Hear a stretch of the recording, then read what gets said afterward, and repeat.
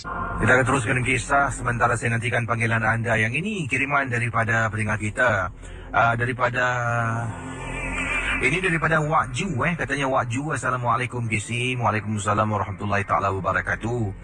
Wak Ju minta bantuan anak untuk kirimkan email kepada KC.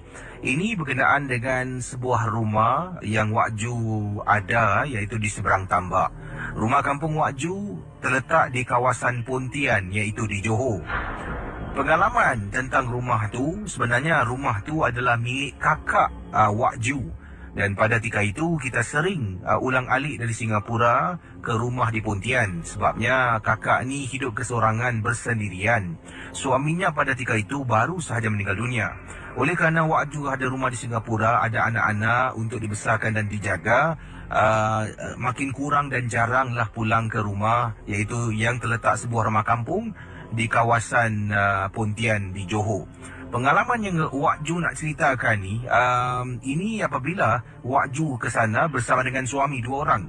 Jadi anak Wak Ju ada, kesemuanya ada 4 orang. Oleh kerana mereka ni bersekolah, mereka tidak ikut Wak Ju lah pada minggu tu untuk bercuti singkatlah ke rumah kakak Wak Ju yang terletak di Pontian Johor. Bila sampai di sana, macam biasa lagi sih, sekitar kawasan rumah tu tengah musim buah.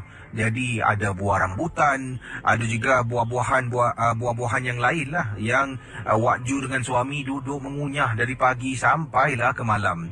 Jadi apa yang berlaku bila malam hari ni masing-masing perut dah mengulas, sakit perut sangat-sangat. Nak Wak Ju ni lah yang selalu dan sering kali pergi ke tandas.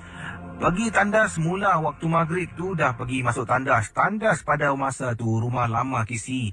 Dalam rumah tak ada tandas. Yang ada tandas untuk mandi. Untuk buang air agak jauh sedikit daripada rumah. Dan terletak di belakang rumah, iaitu di kawasan Pontian. Jadi inilah kisah yang nak diceritakan oleh Wak Ju. Bila Wak Ju dah tak tahan sangat, asyik-asyik pergi tandas, sampaikan mula-mula suami teman. Oleh kerana dah kerap sangat, suami pun naik bosan, Wak Ju pergi sorang-sorang. Jadi apa yang berlaku, waktu tu kalau tak silap sekitar jam 11 malam, suami Wak Ju dengan Wak Ju sedang duduk dan menonton TV di rumah kakak bersama dengan kakak jugalah. Sedang tonton TV ni, sebenarnya kami sibuk berbual-bual, berborak-borak. Tiba-tiba cakap, "Bang, sakit perut lagi lah bang." Itulah suami marah, "Awak makan buah tak ingat dunia dari pagi sampai ke malam." Kakak terus katanya terus lari KC, pergi ke tandas sebelah belakang rumah. Sambil berjalan ni pegang perut, laju lari sampai dekat pintu tandas, tarik pintu, terus legakan diri. Sedang Wak Ju duduk, tiba-tiba dengar tahu bunyi macam burung hantu pada malam tersebut. Dan bila dengar bunyi burung hantu tu, rasa-rasanya bunyi itu agak jauh, tetapi kedengaran agak jelas sangat-sangat. Dan bila dengar bunyi burung hantu, bak kata orang-orang tua KC, ini yang Wak Ju dengar sejak dulu kecil sampailah dia berumah tangga ni KC. Orang kata kalau bunyi burung hantu ni yang jauh, maksudnya ni ada cik pun yang dekat dan berhampiran dengan kita. Nak percaya tak nak percaya. Jadi akhirnya KC, Wak Ju pun buat pilihan untuk buat bodoh lah.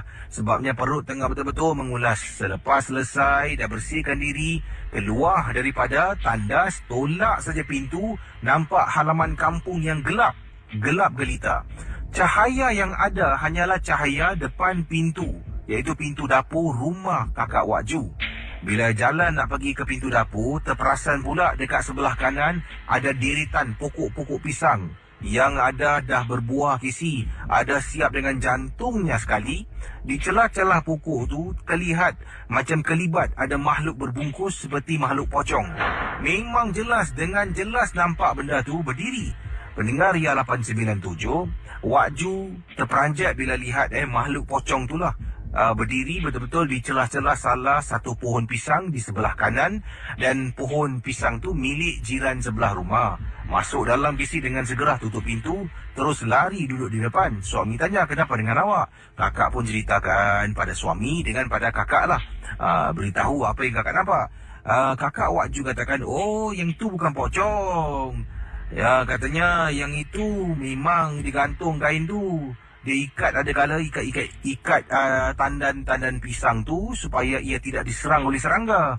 Tapi Wak Ju kata, "Tak, Wak Ju nampak dan keesokan pagi kakak panggil, sini. Dia tunjukkan, kau tengok ni, tandan pisang ni Casey, dia ikat dengan kain putih, bukan satu, malah ada lagi pokok-pokok yang lain supaya tidak diserang oleh serangga-serangga.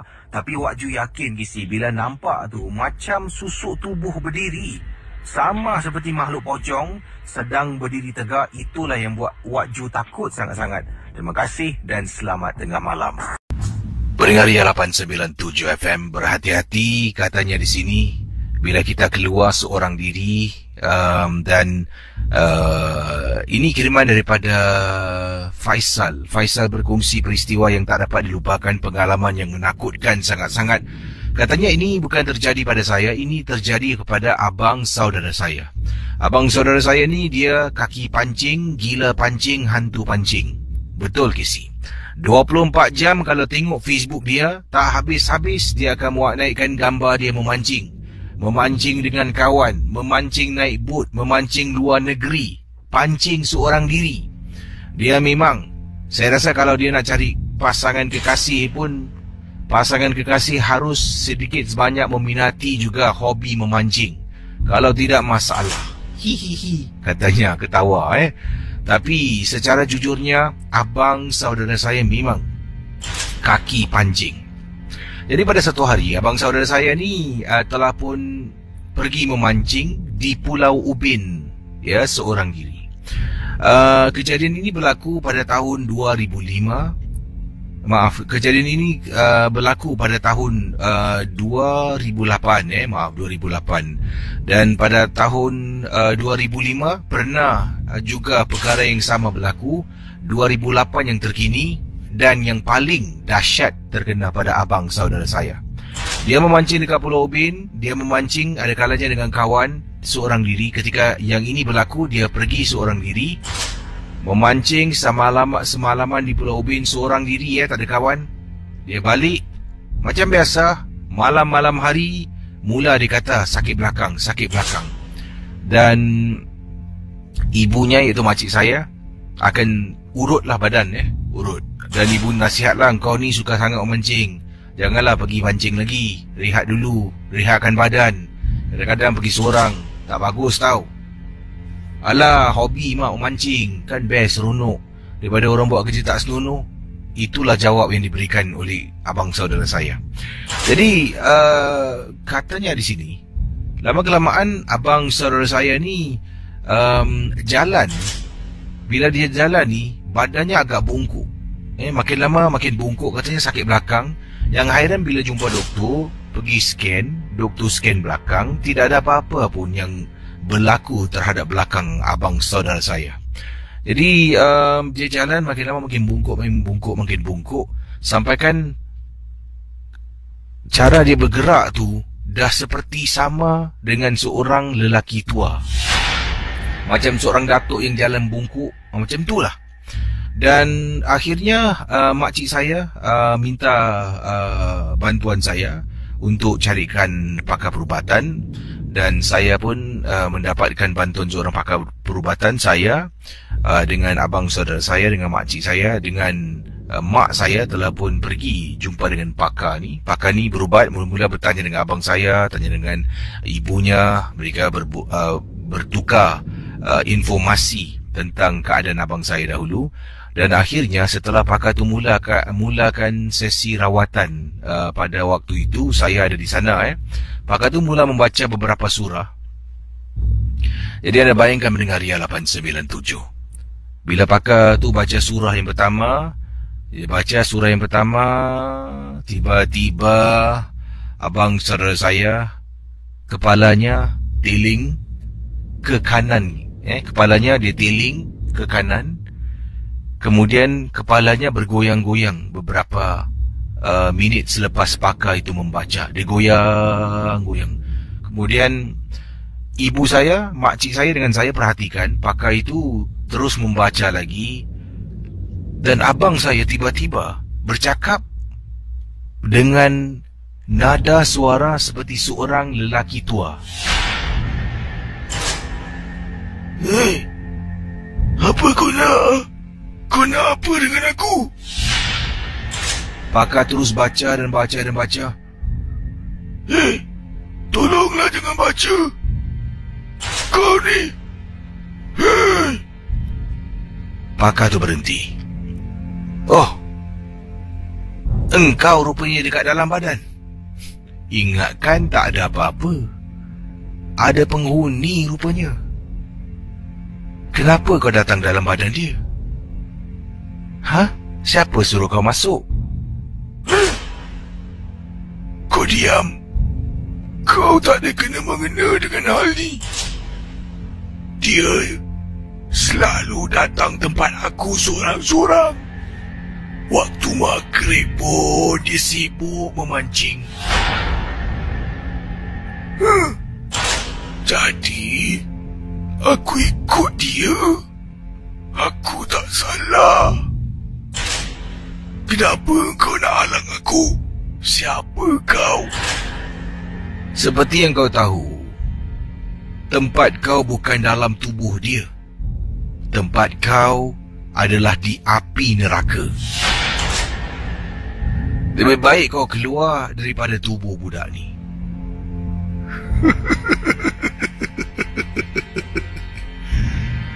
Aku takkan keluar. Ini tempat aku. Terus, abang saudara saya sedar. Pakar cuba baca.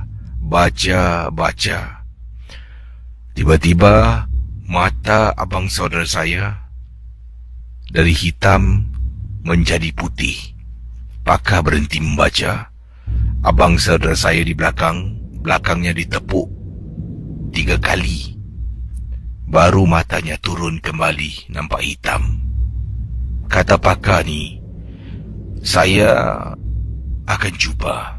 Tapi nampaknya bila saya baca surah buat kali kedua tadi itu, setelah dia keluar dan masuk balik, dia akan mengapa-apakan anak puan. Nampak tak mata anak puan sampaikan juling putih? Kalau saya terus baca, anak puan boleh menjadi buta. Ia memakan masa, tapi puan kena kerap datang sini. Kita akan terus ikhtiar dan mencuba. Selepas itu, abang saudara saya pulang, sama jalan bungkuk macam orang tua. Setelah sesi perubatan pertama, kedua, beberapa kali pergi, akhirnya benda tu keluar daripada tubuh abang saudara saya.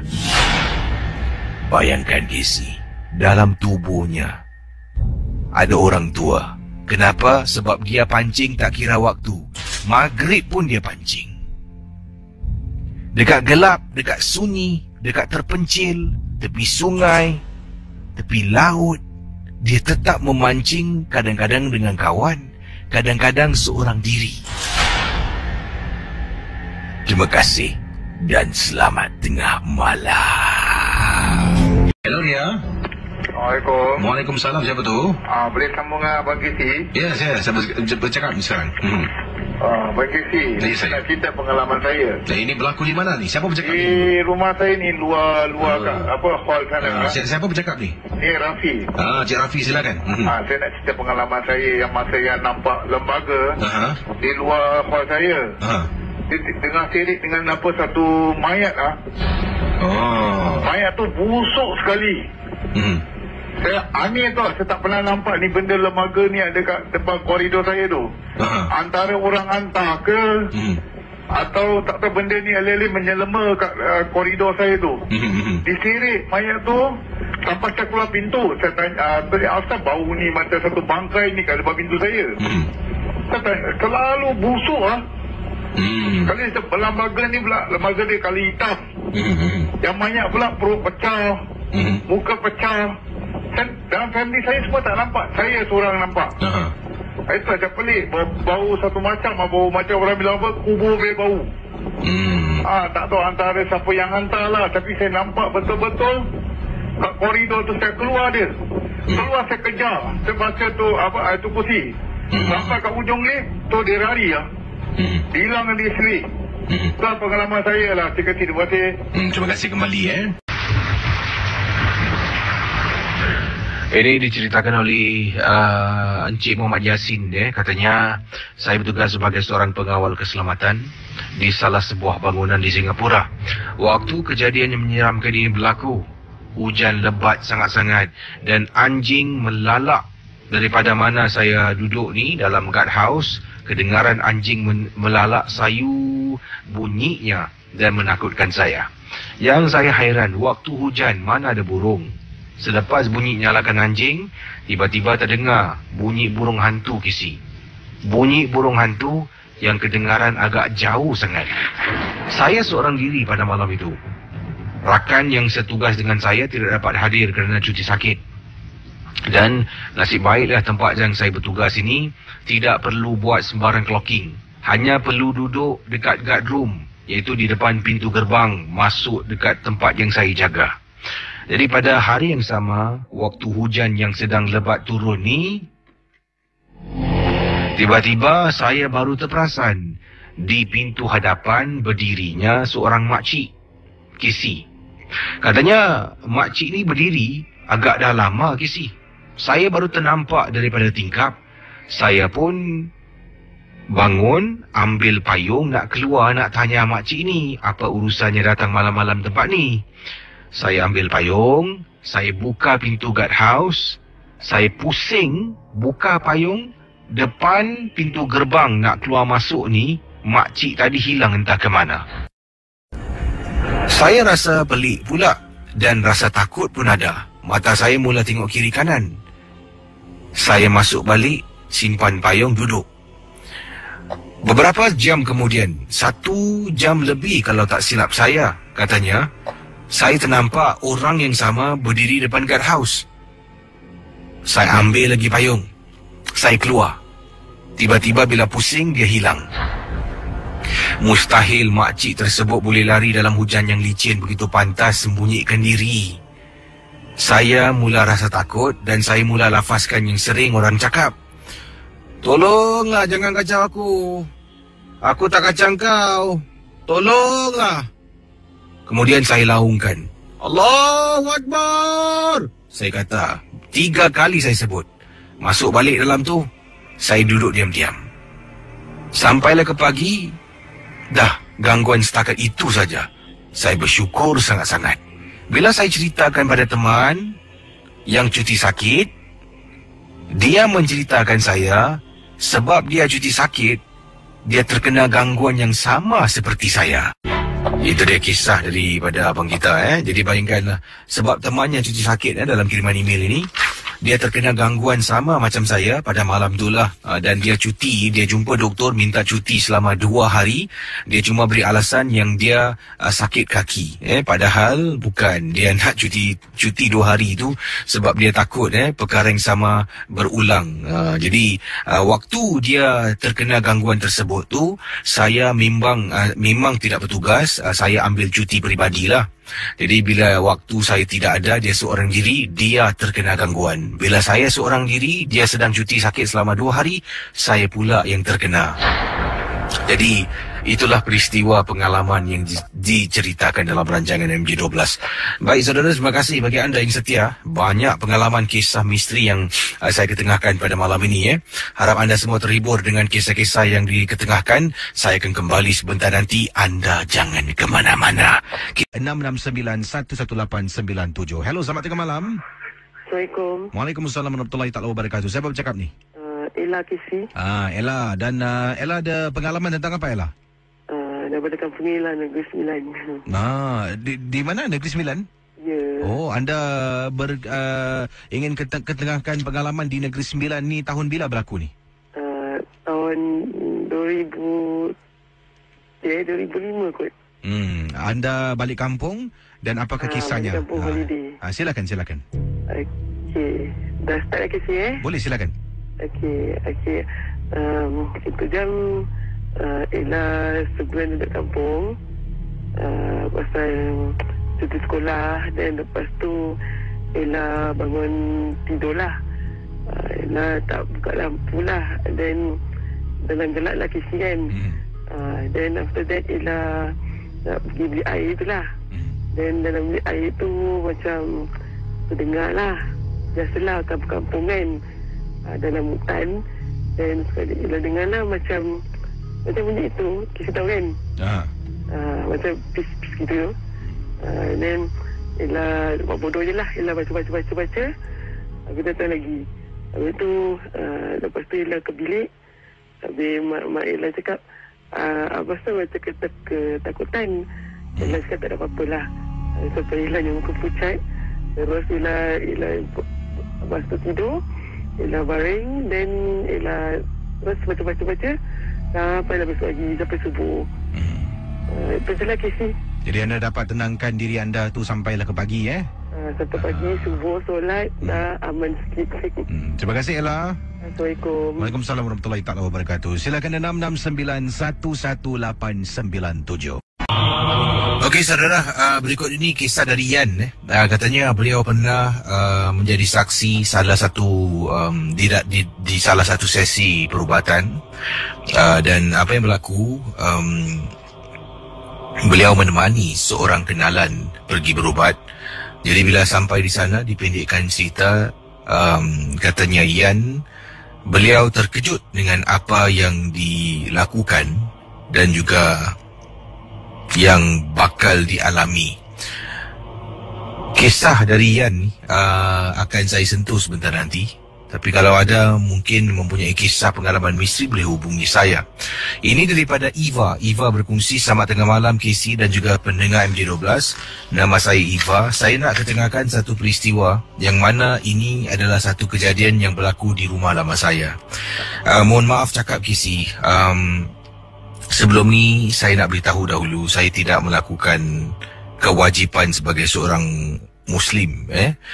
Solat pun tidak. Dan apa perkara-perkara yang diwajibkan pun saya semua tidak melakukannya di rumah lama. Jadi lama-kelamaan keadaan rumah ni ialah dah tak pernah dengar azan, orang mengaji jauh sekali, dah macam jadi sarang, kata Eva. Beliau berkongsi, Eva teruskan pengalamannya, rumah ni dah macam jadi sarang. Sarang tu dimasukkan macam tempat pembiakan sesuatu lah. Sampaikan pada suatu hari, bila di dalam rumah ni, bila dia sedang duduk, kadang-kala kata Eva dapat rasakan macam ada orang sedang memerhatikan. Walaupun ada kalanya sudah tutup walaupun sudah tutup dengan langsir dalam rumah tu, kadang-kadang bahagian-bahagian mungkin tingkap, macam ada orang tengah tengok luar tingkap, ruang tamu di luar tingkap bilik, luar tingkap dapur, seperti ada orang memerhatikan, dia akan tutup dengan langsir. Jadi selepas itu benda tu masuk pula dalam rumah.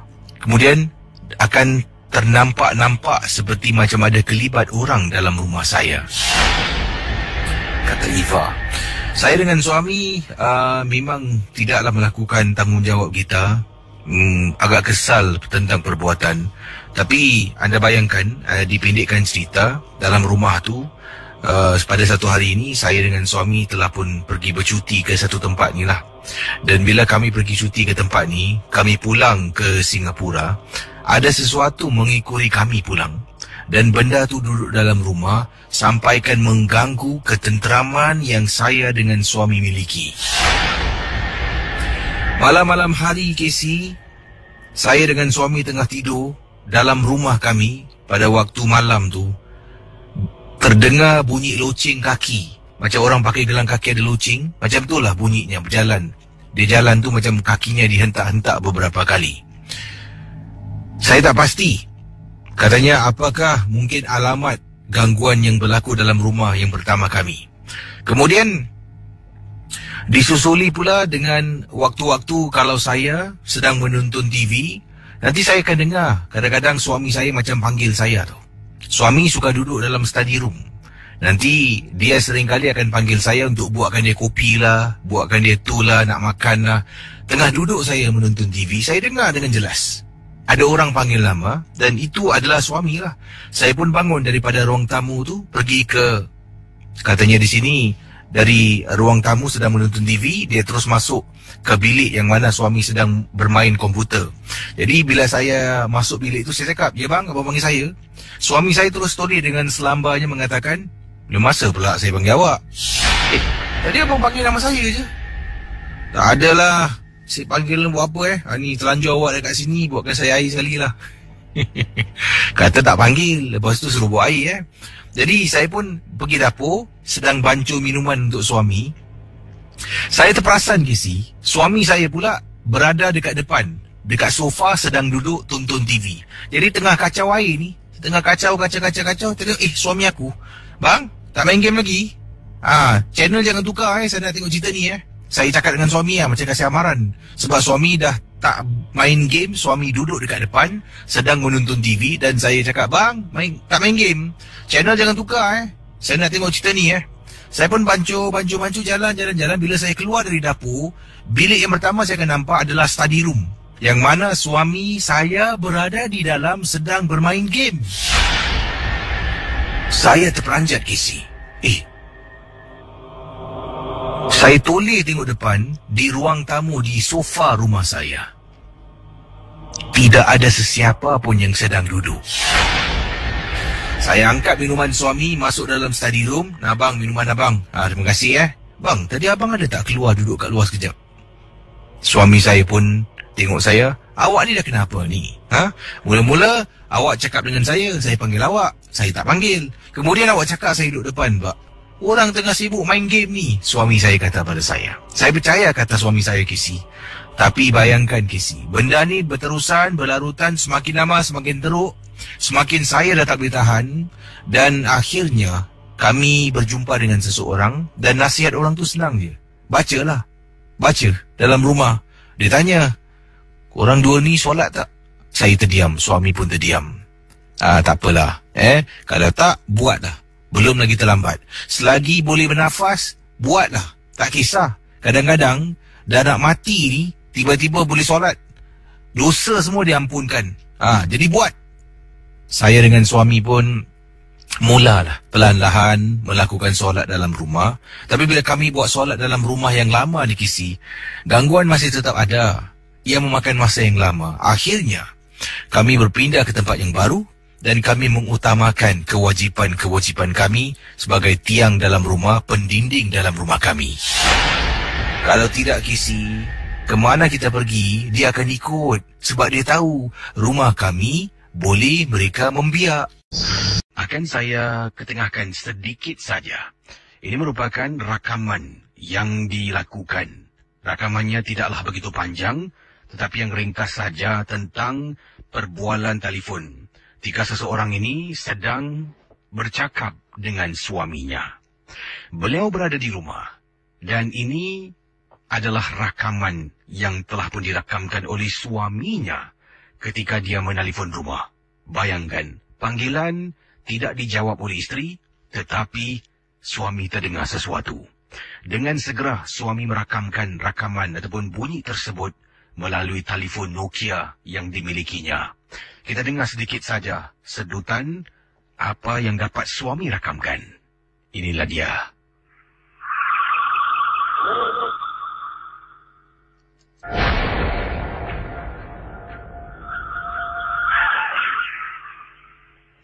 Jadi, sekali lagi, dalam kiriman email yang saya terima ini dari pendengar kita, suami menelefon rumah. Beberapa kali suami katakan hello, tetapi isteri tidak jawab. Jadi, terus masuk ke dalam satu alat rakaman yang ada dalam rumahnya untuk sampaikan pesanan. Bila suami sedang bercakap, suami kata hello beberapa kali, suami dengar ada orang respon. Seolah-olah ada bunyi benda yang nyaring. Kemudian terus suami rakamkan, dan inilah klip sepanjang lebih kurang 7 saat yang dikirimkan pada saya. Dan suruh ketengahkan pada pendengar misteri jam 12. Ingin dia tanya, adakah dengan bunyi itu sesuatu ada dalam rumahnya? Akan saya ketengahkan kisah lebih lanjut lagi. Sekali lagi saudara, kiriman yang akan saya bacakan ini, inilah rakaman yang dirakamkan. Kita dengar dengan teliti. Dirakamkan oleh seorang suami namanya Cik Sa'ari. Tentang bunyi yang menakutkan dalam rumahnya. Tak panjang audio klipnya, kita dengar sekarang.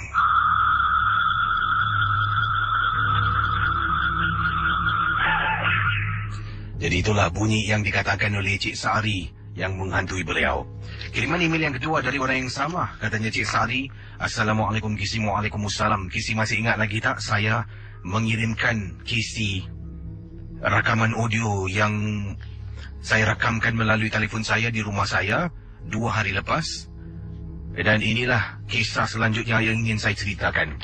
Untuk pengetahuan Kisi, saya baru saja berpindah ke rumah ini. Dan tolonglah jangan sebutkan kawasan rumah saya sebab saya tidak ingin pendengar-pendengar panik ataupun rasa cemas mereka duduk di kawasan berdekatan dengan rumah saya. Kisi, baru saya tahu daripada jiran sebelah rumah saya bahawasanya rumah saya ini adalah rumah bekas pemilik adalah seorang Tok Bumu. Dan dikatakan di sini, tak tahulah sejauh mana cerita ini benar, tapi isteri saya yang beritahu. Isteri saya yang beritahu saya. Dan saya sampai sekarang tidak beritahu isteri saya tentang rakaman yang ada di telefon bimbit. Seorang jiran saya telah pun memberitahu yang kami telah pun membeli sebuah rumah bekas dimiliki oleh seorang bomo. Bomo ini bukan bomo tua tetapi bomo muda yang telah pun berpindah ke tempat yang lain. Dan saya tak pasti sebenarnya apakah gangguan yang saya rakamkan tempoh hari. Saya kirimkan audio klip kepada Kisi.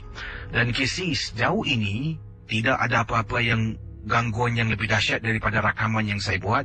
Cuma kadang-kadang di waktu malam saya akan dengar orang bermain dengan air di bahagian dapur rumah saya. Saya akan dengar orang buka tutup air, buka tutup paip air. Kadang-kadang bila saya nak bangun ke tandas, saya akan nampak paip air. Air itu dibuka paip airnya dan air akan mengalir tanpa henti. Akan saya tutup. Sebelum ini saya pernah tanya isteri, mungkin tak lupa, isteri isteri mengatakan dia tidak melakukannya. Dan pernah saya marah juga anak-anak saya, tetapi mereka semua tidak tahu dan mereka memang benar-benar tidak melakukannya.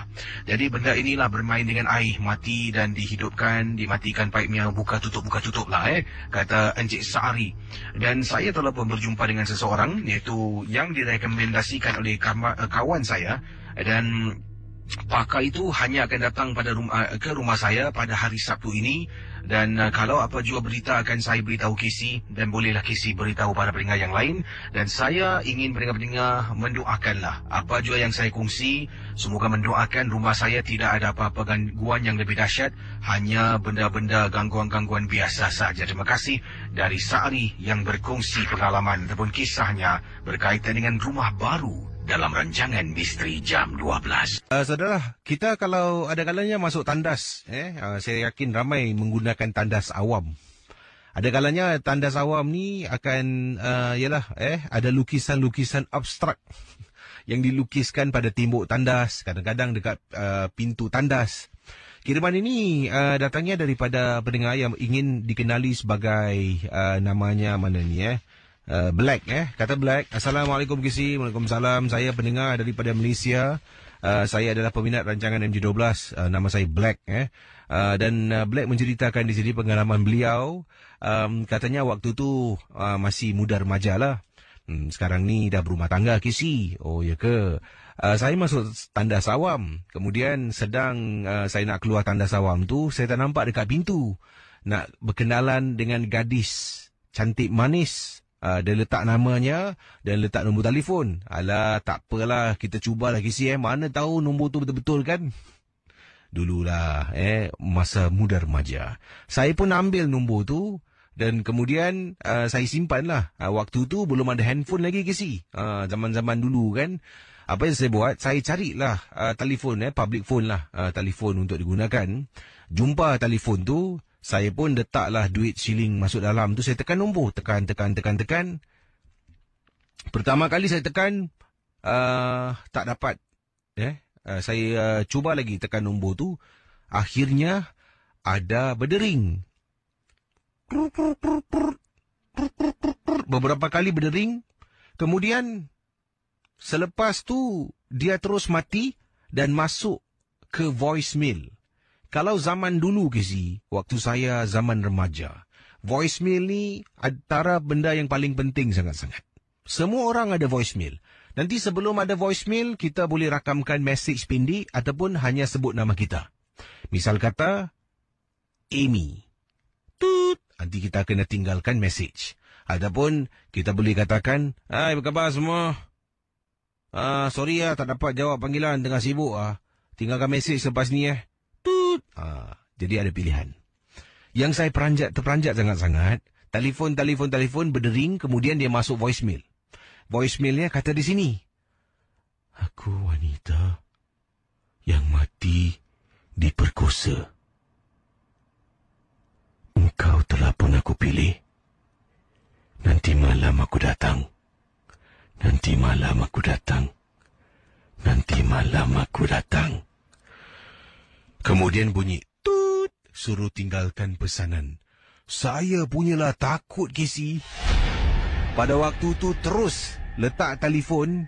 Ya, kata beliau letak telefon dan saya ni boleh bayangkan, saya boleh dengar mesej yang begitu panjang tu, boleh dengar sampai habis, sampai bunyi nada untuk kita tinggalkan mesej.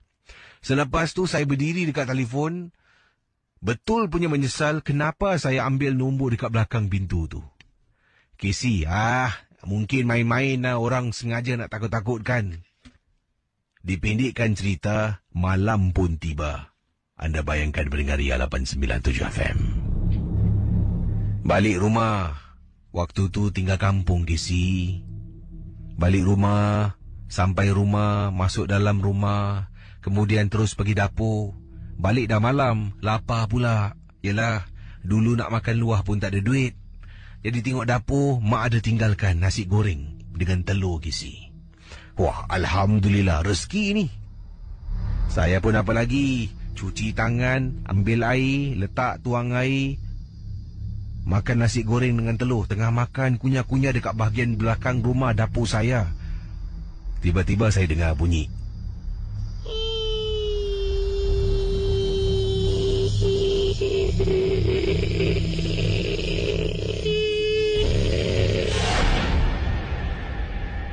Kata beliau, saya terdengar bunyi macam ada orang kata yang panjang, halus dan menakutkan.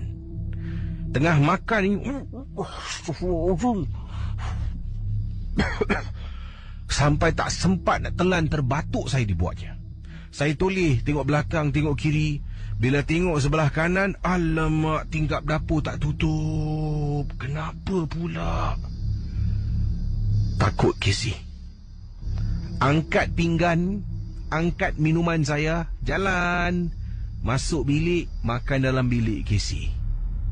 Saya tak tahulah gangguan yang saya terkena pada malam tu ada tak mempunyai kaitan dengan apa yang saya lakukan ketika saya menelefon dan konon-konon nak berkenalan dengan seseorang.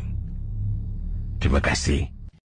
Baik, para pendengar Ria 897, saya akan teruskan dengan kiriman berikut. Ini adalah kiriman email datangnya daripada Kak Suhada.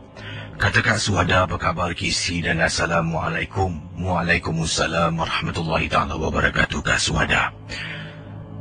Selalunya kakak dengar Misteri Jam 12, banyak pengalaman orang diganggu. Dan kakak tidak terkecuali dengan gangguan. Tapi gangguan kakak amat berbeza. Pada mulanya kakak fikirkan orang yang buat main, panggilan-panggilan menelefon rumah kakak. Tapi lama-kelamaan menyeramkan dan mengerikan. Apa yang berlaku? Pada panggilan yang pertama, masih kakak ingat, suami kakak tak ada di rumah, bertugas. Waktu itu shift malam. Anak kakak 2 orang, kedua-duanya menjalani perkhidmatan negara. Jadi kakak seoranglah dalam rumah, Casey. Sedang tidur, tak silap sekitar 1 lebih pagi. Apa yang berlaku, kakak dengar bunyi panggilan. Dalam bilik kakak tak ada telefon. Kalau nak jawab panggilan, kena pergi ke ruang tamu, kata Kak Suhada. Kakak bangun keluar dari bilik, angkat telefon. Bila kakak angkat telefon, kakak kata hello, tak ada orang cakap, diam. Hello, diam. Tak ada bersuara, tak ada apa, hello. Terus kakak letak.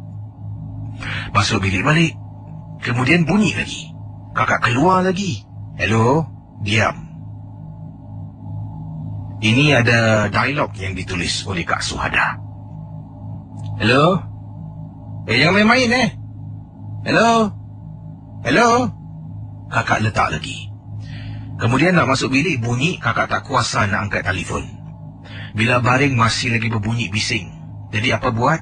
Kakak bangun dari katil, kakak keluar ke ruang tamu niat di hati nak cabut wire di belakang tu supaya dia tak berbunyi. Bila nak cabut, hati berkata, angkatlah for the last time. Untuk kali terakhir sebelum aku cabut, wire di belakang telefon ni aku angkat. Jadi kakak angkat. Casey, kakak dengar orang mengilai di hujung talian Casey. Kakak terperanjat bila dengar suara orang mengilai. Bila kakak dengar, meremang bulu rumah, kakak kata, jangan main-main Jangan main-main Tak tahulah, mungkin kebetulan ataupun tidak.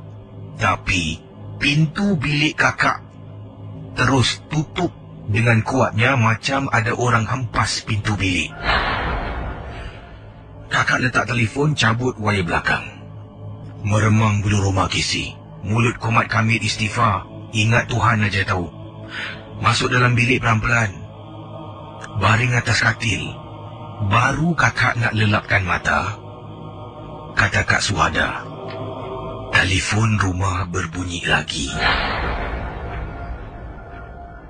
Maklumlah, perkara berlaku dengan sepantas kilat. Kakak tak pasti yang kakak cabut ataupun tidak wire di belakang telefon, kata Kak Suhada. Masih berbunyi Casey. Setahu kakak lah, kakak dah cabut. Tapi ada juga perasaan mengatakan yang kakak lupa nak cabut.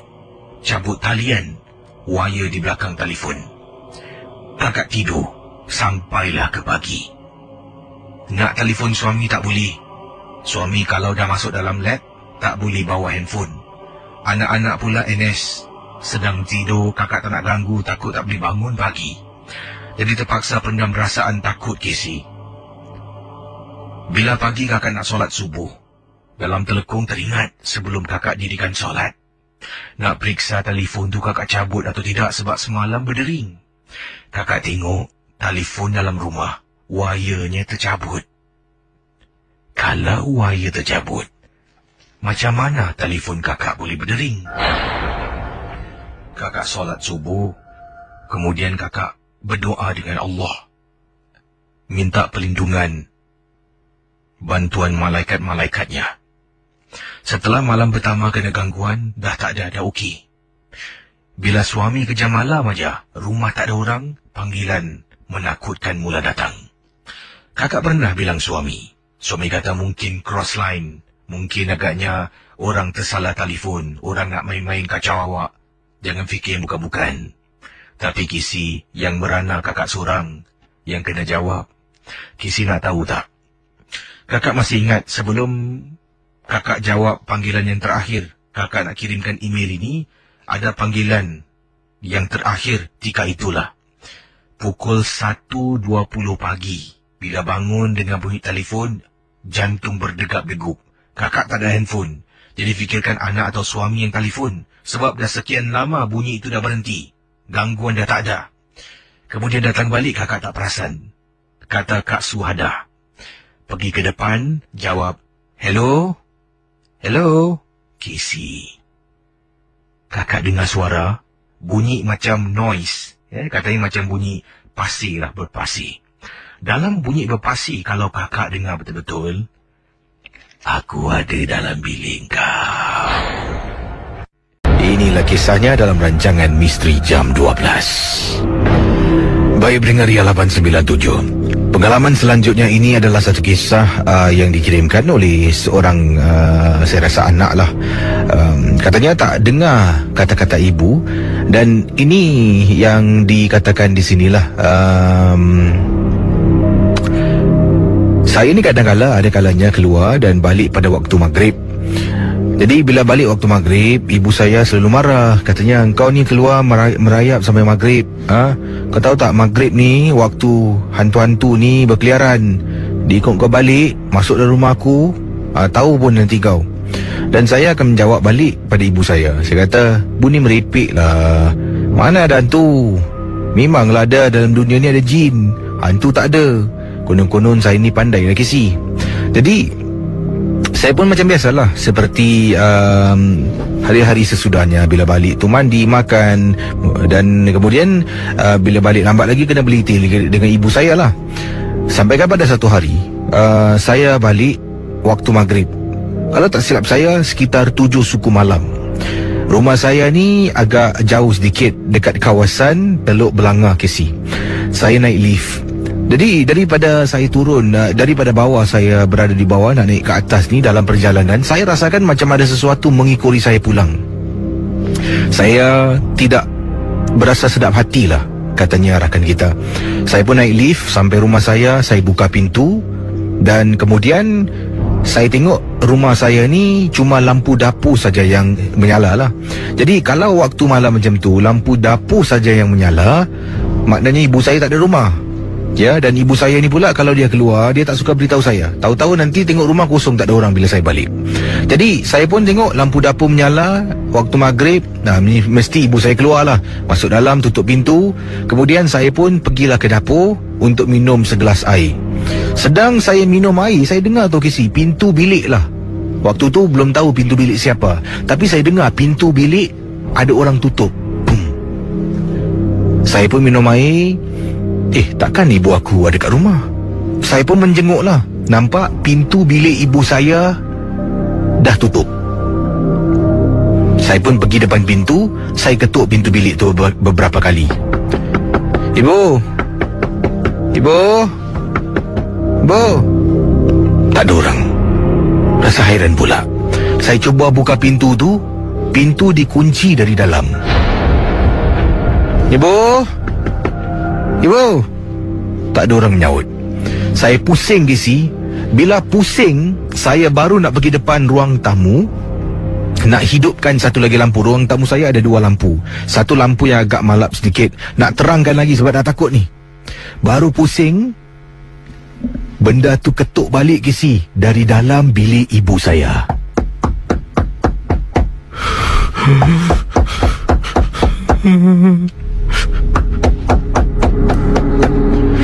KC, saya toleh KC. Ibu, jangan main-main Ibu. Saya tinggikan suara saya. Saya angkat telefon. Saya telefon ibu saya. Beberapa kali saya telefon tak jawab. Kemudian akhirnya ibu saya jawab. Ibu kat mana ni? Aku kat masjid lah, solat maghrib. Kau baru balik Marah ibu saya. Bu, masjid? Masjid mana ni? Jadi ibu saya ceritakanlah dia berada di masjid mana, sedang solat dengan temannya. Bu, balik sekarang bu, tolong bu. KC, dalam rumah tu tak tenteram saya dibuatnya. Saya keluar rumah, saya berdiri dekat koridor rumah sambil rumah saya ni semua terang benderang. Ibu saya pulang dan tanya pada saya kenapa. Saya ceritakan. Nak tahu cakap ibu saya apa? Padan muka kau. Balik maghrib lagi, balik. Nyusahkan aku je. Itu dia kisah Kisah kiriman daripada pendengar kita Bayangkan lah, awak tahu dalam rumah tu tak ada orang. Confirm guarantee with a chop tak ada orang. Ketuk pintu bilik, tuk tuk tuk tuk. Mungkin kakak anda ke abang anda, bang buka pintu bang, kak ataupun pak buka pintu pak. Pintu bilik ni tak ada orang pun. Tak apalah, awak pusing je. Dalam bilik tu dia ketuk balik babe. Kalau saya terus koma sikit kat situ dahsyat. Baik, terima kasih atas kiriman anda. Satu kisah yang cukup menarik sangat-sangat. Ya, terima kasih sekali lagi. Cakap tentang anak ni, ada seorang pendengar kirimkan email pada saya. Ini daripada Kak Mas berkongsi. Kisah ini berlaku pada tahun lewat tahun 1998. Ini berkongsi pengalaman. Katanya kakak pernah hilang anak di kawasan Pantai Changi. Dengan suami sedang seronok memancing, tiba-tiba bila pusing, anak hilang. Terus menjadi kuatir. Berdiri dengan suami, cari dan panggil anak berkali-kali. Sampaikan minta tolong orang yang ada dekat sekitar kawasan tepi pantai ni untuk mencari anak Kak Mas. Panggil. Katanya di sini memanggil anak dan kita menggunakan nama timangan beliau, Ajil. Jadi Ajil, pakik nama dia, teriak. Dan usia anak kakak waktu itu 7 tahun. Jadi mana budak ni pergi ni? Takut KC kena culik dengan orang ke, lemas dekat laut. Sampaikan ada yang tengok dekat tepi pantai, cuba tengok ada tak anak yang hanyut. Tapi kakak tak rasa. Pendengar Misteri Jam 12. Setelah lebih kurang sejam lebih, kakak dah buat keputusan selepas tu dengan suami nak berjumpa dengan pihak berkuasa, iaitu polis lah, untuk dapatkan bantuan mencari anak kakak yang hilang. Tiba-tiba datang seorang pakcik. Pakcik ni datang dari jauh ni. Dia jarak dia dengan kami memancing ni lebih kurang dalam 50 meter hingga 80 meter jauhnya.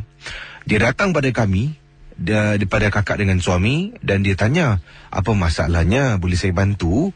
Jadi suami pun cakap, tak ada pakcik, anak kami berusia 7 tahun tu hilang. Tadi ada dekat sini, tapi bila nak cari dia hilang, kata suami saya kepada pakcik tersebut. Kemudian pakcik tu tanya satu soalan, awak pancing ni dari pukul berapa? Oh, dari petang tadi, jadi maghrib pun kat sini. Ya cik. Yalah tu, Casey, pakcik tu pergi dekat depan, ambil pasir yang kering. Kemudian dia baca sesuatu, dia angkat, dia lambung dekat atas langit. Pasir itu jatuhlah, kena saya, kena suami, kena dia, kena orang-orang yang dekat tepi sebab angin tiup.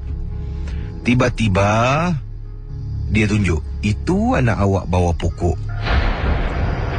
Ya Allah, Casey, 2-3 kali lalu tempat yang sama, orang lain tak nampak, kakak dengan suami katanya Kak Mas tak nampak. Anak sedang baring dekat bawah pokok, mungkin kerana kepenatan. Ya Allah, bila nampak anak tu rasa lega sangat-sangat. Suami pun terima kasih pada pakcik tu, dan pakcik tu kata dengan jawapan balik, jangan terima kasih pada saya, terima kasih pada Allah. Okey, terima kasih pada anda yang berkongsi pelbagai kisah dalam rancangan Misteri Jam 12 di Ria 897 FM. Saudara, kisah selanjutnya saya nak kongsi sama. Ini berkenaan dengan satu... Okey. Anda bayangkan, anda ni sebenarnya baru berpindah. Baru saja berpindah di sebuah rumah. Ini berlaku di Singapura. Ini kiriman daripada Encik Abdul Rahman yang berkongsi pengalaman beliau untuk Misteri Jam 12. Encik Abdul Rahman menceritakan melalui kiriman email kepada saya ke alamat ria@mediacorp.com.sg. Beliau waktu itu baru berpindah rumah. Jadi sebelum ni beliau menetap di rumah bersama dengan ibu mertuanya lah, dengan isteri, dengan seorang anak. Oleh kerana perabot-perabot tu belum lagi dibeli sepenuhnya, dan rumah tu mereka belum dah dapat kunci, dah boleh berpindah, dah ada api, dah ada air, cuma belum ada perabot. Ialah Casey baru nak mula hidup yang baru, saya pun bukan orang berada, perlahan-lahan kami membeli barang. Jadi difahamkan dalam kisah ini, bila saya baca ni, kata Encik Abdul Rahman, pada satu hari tu, misal kata mungkin hari Rabu lah, Rabu pukul 9 pagi ada penghantaran katil dan juga almari ke rumah baru Encik Abdul Rahman. 9 pagi Jadi Cik Abdul Rahman ni ada pilihan untuk bangun pagi dari rumah ibu mertuanya, siap-siap, kemudian kata beliau naik bas, pergi ke rumah ibu mertua, pergi ke rumah baru, buka pintu, orang katil, hantar katil ni akan hantar, siapkan katilnya, pasang almari, dan kunci pintu rumah, balik rumah ibu mertua. Ataupun kata Encik Abdul Rahman, saya boleh tidur di rumah baru saya untuk satu malam, besok pagi cuma bangun buka pintu. Tak perlulah saya bangun terlalu awal untuk bergegas, takut nanti lambat. Sebabnya mereka kalau lambat, mereka akan tinggalkan. Jadi saya pun rasa gairah dan takut saya terbangun lambat, kata Encik Abdul Rahman. Saya takut terbangun lambat, sampai lambat, nanti barangan saya tak sampai. Saya pun kata pada isteri, biarlah abang bermalam dekat rumah baru. Saya cuma bawa iaitu satu bantal kecil, saya letakkan dalam beg, dengan satu alas kain untuk alas saya tidur supaya tak sejuk sangat. Kemudian isteri juga bekalkan satu selimut, bawalah perkakas seperti berus gigi, sabun mandi untuk ke rumah baru kami. Jadi bila sampai rumah baru tu, saya keluar rumah ibu mertua agak malam, sekitar jam 9 lebih malam, sampai jam 10 lebih malam di rumah baru. Saya pun buka pintu, masuk dalam rumah, buka lampu. Jadi bayangkan apa yang digambarkan oleh Encik Abdul Rahman dalam kisah ini, rumah beliau ni, ruang tamu langsung tak ada perkakas rumah, langsung tak ada perabot. Begitu juga dengan bilik tidur, dapur cuma ada kabinet dapur dan semualah kosong. Beliau kata, saya pun tidur dekat ruang tamu, alaskan kain yang saya bawa, letak satu bantal, saya keluarkan selimut yang isteri masukkan dalam beg saya. Kemudian saya pun mula nak tidur. Yalah, waktu tu handphone pun tak ada kisi. Pergi rumah baru pun naik bas. Jadi Encik Abdul Rahman kata, sedang saya baring, saya tidur ni, saya bangun, saya pun tutup lampu lah. Cuma lampu dapur saya nyalakan. Tengah baring, tengah fikiran lah Besok pagi, almari datang, katil datang, kemudian nak beli barang lain. Dah sedikit sebanyak, adalah beberapa perabot, barulah mungkin keluarga saya boleh pindah lah. Sofa semua nanti bolehlah kisi. Cuma yang penting, mesti ada peti ais, televisyen untuk anak-anak, mesti ada katil untuk anak saya, untuk saya dengan isteri dan almari. Yang lain tak penting sangatlah. Jadi, sedang saya tidur, inilah kisah yang diceritakan oleh Encik Abdul Rahman di rumah baru, dan rumah ini adalah sebuah rumah resale ataupun rumah beli semula yang beliau miliki. Kita teruskan kisah dalam Misteri Jam 12. Misteri Jam 12. Why are you doing this to us? Waktu itu saya sedang baring dekat ruang tamu. Oleh kerana rumah tu kosong, apa jua bunyi saya boleh dengar. Ada pantulan echo kisi. Mula-mula saya dengar bunyi pintu. Salah satu pintu rumah tu memang benar. Kalau kita tolak, buka ataupun tutup, dia ada bunyi karat pada pintu berkenaan. Jadi pendengar Ria 897 FM. Kata Encik Abdul Rahman ketika saya sedang baring, dengan jelas saya dengar pintu bilik yang dimaksudkan itu bergerak. Sebabnya hanya pintu tu bergerak, baru akan ada bunyi. Tapi saya pelik kisi. Cara pintu tu bergerak, kalau mungkinlah pintu tu memang bergerak. Oleh kerana ditiup angin. Sebab saya buka semua tingkap. Panas kisi. Rumah pun tak ada kipas. Jadi saya buka tingkap ruang tamu, tingkap bilik. Tapi kalau betul pintu tu bergerak kerana ditiup angin, kemungkinan saya tak kisah. Kalau dia tiup angin, dia akan bergerak sekali. Tapi kali ini, waktu tu, pintu yang difahamkan rosak, bunyi seolah-olah ditolak, ditarik, ditolak, ditarik. Pada malam yang mana saya bermalam di rumah baru kami.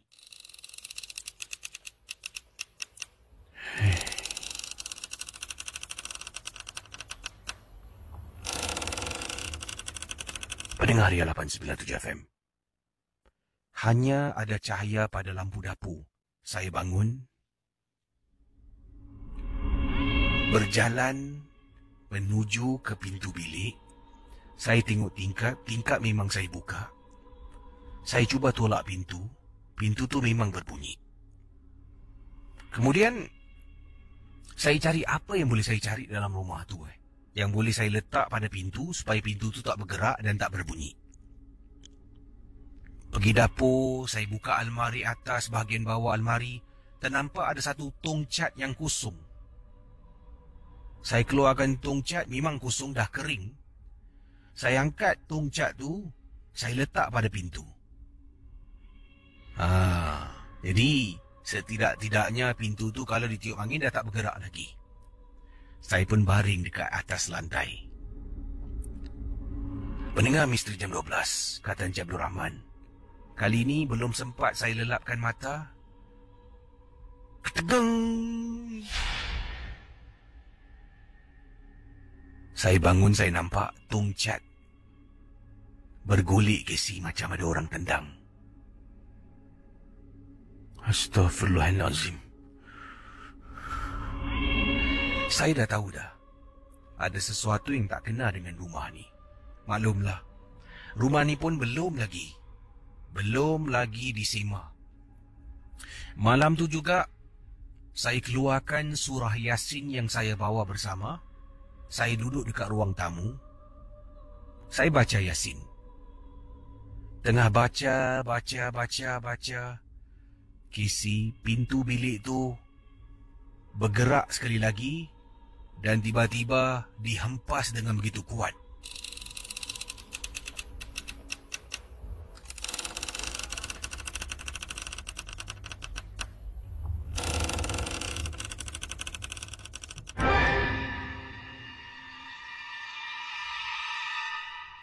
Saya tetap membaca dan terus membaca sampaikan pergerakan pintu berhenti dengan sendirinya.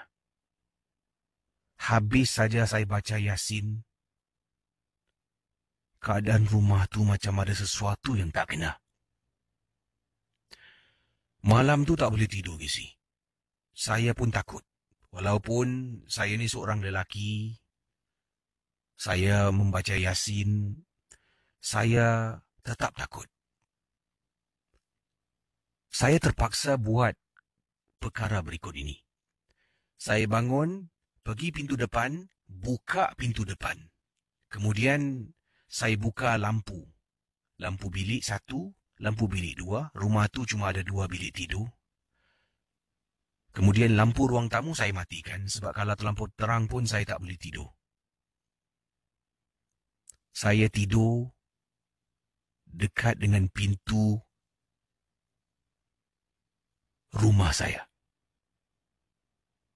Tengah tidur depan pintu rumah, saya dapat rasakan macam ada orang langkah badan saya. Orang langkah badan Casey.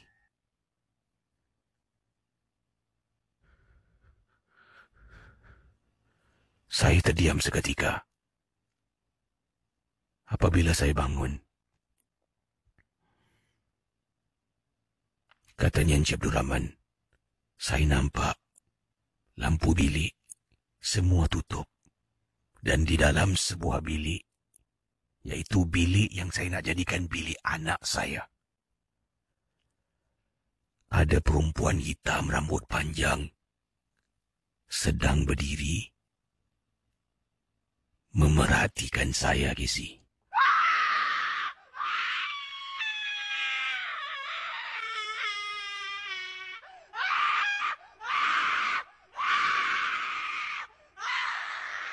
Mendengar rancangan Misteri Jam 12 di Ria 897 FM. Kisah Encik Abdul Rahman tadi menakutkan dan menyeramkan. Tapi ada sebenarnya kisahnya adalah lagi yang mana setelah dia ternampak susuk tubuh wanita yang memerhatikan beliau yang katanya ternampak lembaga hitam seperti wanita yang sedang memerhatikan saya sedang tidur depan pintu, beliau menjadi takut dan akan tetapi beliau melawan perasaan tersebut sambil dia duduk dekat depan pintu rumah. Sambil tu dia tetap membaca Yasin. Sampaikan terlampau penat, dia pun tertidur di hadapan pintu rumah. Bayangkan, kalau jiran lalu nampak Cik Rahman tidur dalam bilik, ada dalam rumah yang kosong tu, mesti jiran tu terperanjat. Tapi Alhamdulillah, keesokan pagi delivery sampai. Dia pun pada pagi tu juga telah pun mendapatkan beberapa orang kawan untuk sama-sama membaca doa selamat dan mendapatkan seorang teman untuk semah rumahnya. Dan sebelum berpindah, rumah tu telah pun dibersihkan. Bersihkan ni bukan bersih kemas apa bersihkan secara semah lah yang dilakukan oleh Encik Abdul Rahman. Terima kasih pada Encik Abdul Rahman.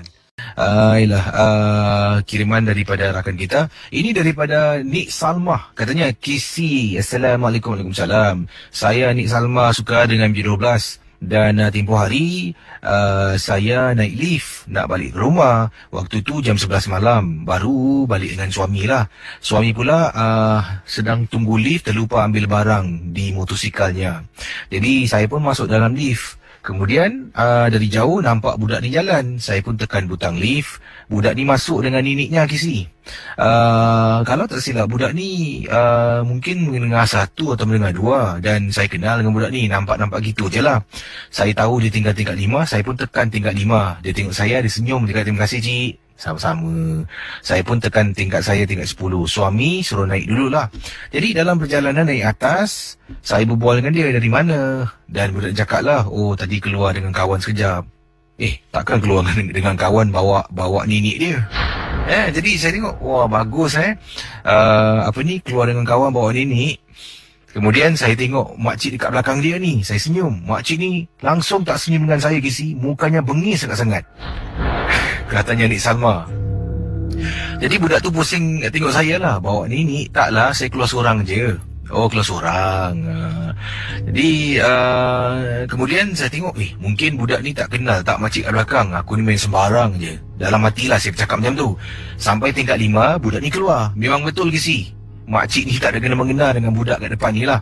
Budak ni keluar, dia pun beri salam. Assalamualaikum cik. Waalaikumsalam. Dia pun keluar. Dan kemudian saya pusing tengok makcik ni. Saya tinggal tingkat 10. Makcik ni tingkat berapa? Saya tanya. Kak, tingkat berapa kak? Dia diam tau. Saya pun tak sedap hati, Kisi. Lift dari tingkat 5 naik sampai tingkat 10. Pintu lift buka. Saya pun keluar dari pintu lift. Saya jalan, saya pusing belakang. Nenek tu ataupun kakak tu masih ada dalam lift. Saya rasa pelik sangat-sangat. Tak apalah. Saya pun masuk dalam rumah. Kemudian suami pun baliklah. Jadi keesokan harinya, Kisi mungkin jodoh lah. Saya jumpa budak yang sama yang saya jumpa semalam. Saya tanya dia soalan. Dik, sini jap. Semalam adik balik seorang adik naik lift dengan makcik. Adik dia nampak tak ada lagi satu makcik dalam lift? Tak ada. Kita 2 orang je lah. Kenapa cik Oh, tak ada apa-apa. Terima kasih lah. Budak tu pergi. Saya terperanjat. Kisi naik lift. Kisi, saya nampak dia berdiri dalam lift. Tapi sebenarnya yang saya nampak tu mungkin bukan orang, Kisi. Ya Allah, Kisi, takutnya saya.